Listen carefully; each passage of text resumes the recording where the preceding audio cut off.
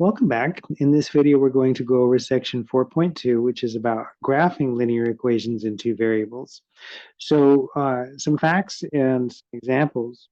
So for an equation like ax plus by equals c, the equation or the graph is going to be a line. If you have a linear equation in two variables, the equation is going to, or the graph of that equation is always going to be a line.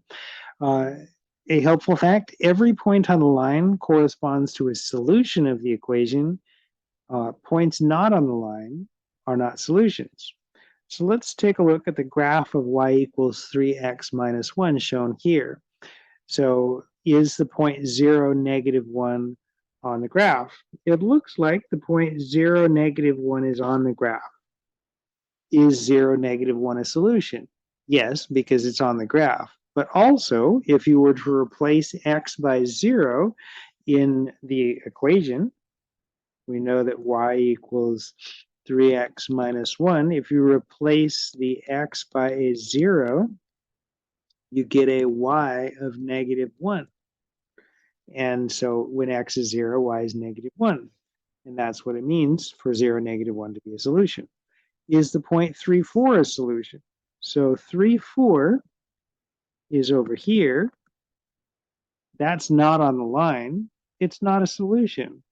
Only solutions are on the line. And you can see by substituting it into the x of 3 into the equation, 3 times 3 minus 1, that's 9 minus 1 or 8, not 4. And so not a solution. There's a one-to-one correspondence between points on the line and solutions of the equation. That's the whole value of doing this, is that it gives you a picture of what the solutions are. And the key fact, or a key fact here, is that if you have a graph of all the solutions of a linear equation in two variables, all of the solutions are going to lie along a line. In this section, we practice it, graphing those lines. Okay, so let's try one. We're going to sketch the graph of y equals negative 2x plus 4. And there are a variety of methods of producing these graphs. We're going to ultimately see quite a few. In this section, we're really just going to focus on coming up with a couple of ordered pairs and then drawing the dots that correspond to those two pairs and then just connecting the dots. Okay, so we'll pick out an x, we'll calculate a y, do that twice, and then we'll go from there. Okay, so let's say when x is 0, okay, if x is 0, y will be negative 2 times 0 plus 4, y will be 0 plus 4, 4. Okay, and so that should be a 4, not a 0. There we go. All right, so when x is 0, y is 4. That will be 1 point. And then let's have some other point. Let's go with negative 3. No, let's not do negative 3. I'm trying to make sure that it ends up on the grid that I've supplied. So let's just make x be 3. Make it positive 3. Okay, when x is positive 3. Sorry about that. Zoom crashed on me once again. So we'll have y is negative 2 times 3 plus 4. That's negative 6 plus 4, or negative 2. Okay, so we have 2 points. We have the point 0, 4. When x is 0, y is negative 4. And then when x is 3, y is negative 2. All right, so that will be 2 points along our line. And so we're going to just connect the dots there. All right, so there's a graph of the solutions of this equation. It's a good idea to get in the habit of labeling a couple of points on the graph. And so I've done that, 0, 4, and 3, negative 2. The method that we're using to graph this line is called point plotting, and that's the most kind of simple way of doing this, or most naive way of doing it. Just pick out an x, calculate a y, do that again, plot the 2 dots, connect the dots with a straight line. And we'll practice with a couple more though. All right, so here we want to sketch the graph of y equals 2x. So as before, we're going to want to get a couple of x, y pairs.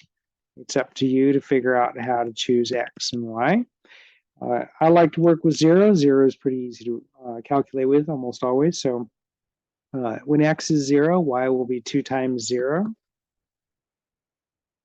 And that's 0. And then we could go with like 3.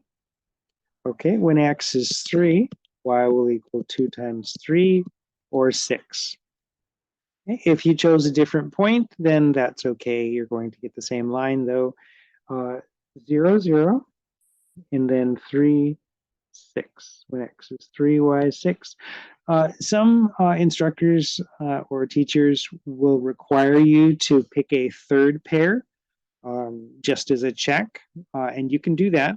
But just so that you know, if they say, okay, well, you have to do 3 points, in terms of the math, you don't have to do 3 points. 2 points determine a line. They're just trying to get you to do a third point as a check, just to make sure that you didn't miss a calculation or something. Because on all of these, you should get a straight line. All the points should be in a row. If you end up with one that is way off, then you know that you've made a mistake somewhere. Okay, so we had the 0.36 and the origin 0, 0. Okay, the next one is going to be kind of neat. We have y is equal to 1/3 x minus 1. So as before, we're going to want to choose an x and calculate a y. I like 0, as you know, so I'm going to choose an x of 0. So I'll have 1/3 times 0 minus 1. That's 0 minus 1, or negative 1. Doing 0 today. Okay, now for this one, what's interesting is that the number next to the x that we're going to end up multiplying by x is 1/3. So if I pick out something like 2, right, we'll have 2/3 in here, 2/3 minus 1. Let's try it for a second. If we let x be 2, we'll have 1/3 times 2 minus 1. That's 2/3 minus 1, or negative 1/3. And while there's nothing wrong with fractions, it's in a kind of practical sense, what's easier is to try to rig it so that you end up with integers for your x's and y's, because it just makes it easier to graph. If you take a look at my picture here, it can be a little hard to tell where y is equal to negative 1/3.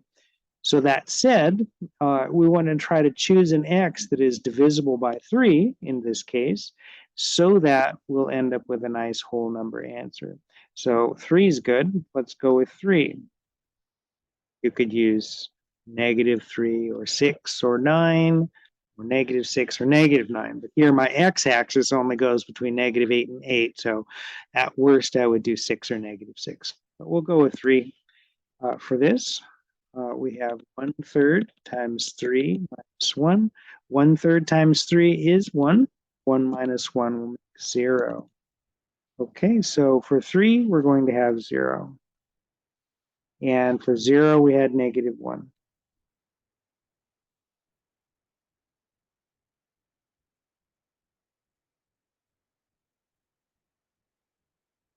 Okay, and there's our graph. Label some points. Make sure if you do label the points, label them correctly. Make sure you put the x on the left and the y on the right. Wrap them both in parentheses, separated by a comma. Okay, so we've graphed a couple lines. Let's do some more.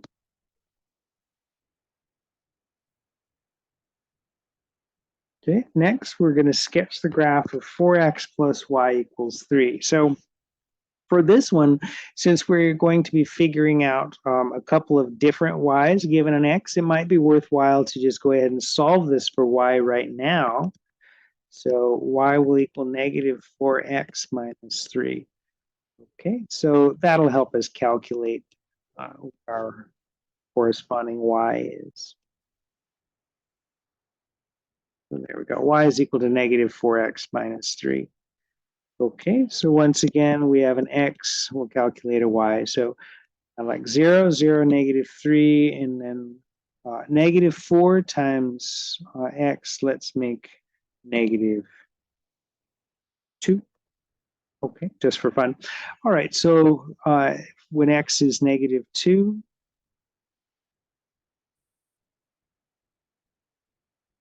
Okay, negative 4 times negative 2 is positive 8. 8 minus 3 will be 5. Okay, so we have negative 2, 5 as a point on the graph, and 0, negative 3 as a point on the graph.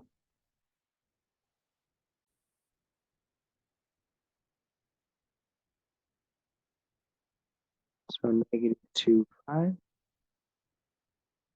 and 0, negative 3.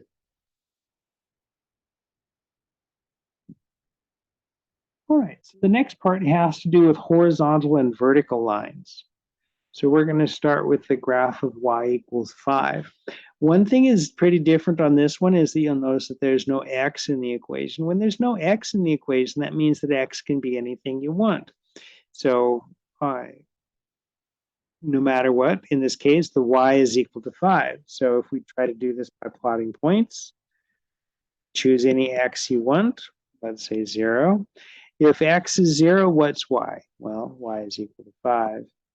Choose some other x, negative 2. If x is negative 2, what's y? Well, it says here y is equal to 5. No matter what x you pick, the y is going to equal 5. So let me put on my picture 0, 5, and negative 2, 5. In fact, any x is going to correspond to a y of 5. That's why we have a horizontal line here. Just get this line up exactly. There we go.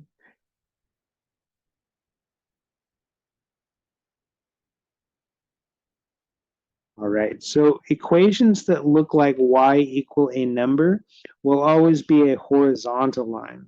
This one passes through the point 0, 5, and like negative 6, 5. Okay, horizontal lines always look like y equals some number. Next one's probably vertical.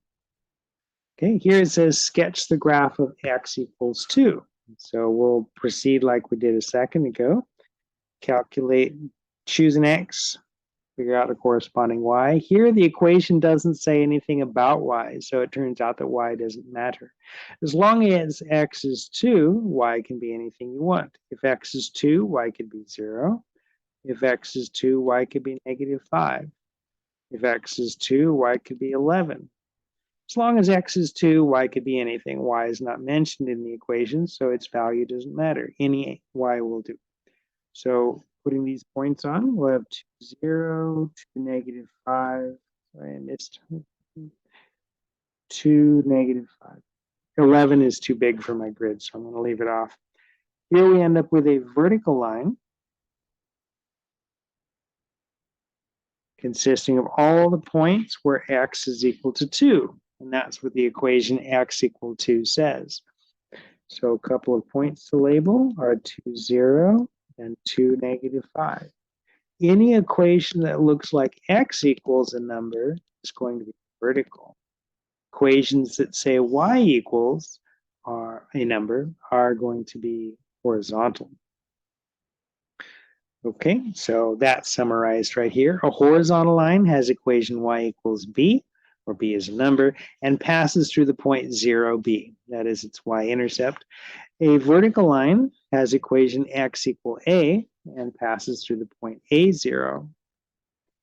Okay, as an example, we're going to graph y equal 4 and y equal 4x on the same xy plane. I'm going to graph y equal 4 first. That is a horizontal line. The y's are constantly 4. I can pick any points I want as long as I make the y value be 4.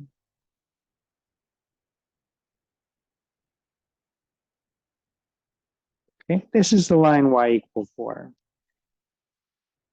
So 5, 4 is on the graph, negative 4, 4 is on the graph. As long as the y coordinate's 4. Okay, next we're going to graph y equals 4x here. I'll choose an x, calculate a y. If x is 0, y is 0. Y is 4 times as much as x is. And then let's go with 2. if x is 2, y is 4 times 2, or 8. So we'll have the origin and the point 2, 8.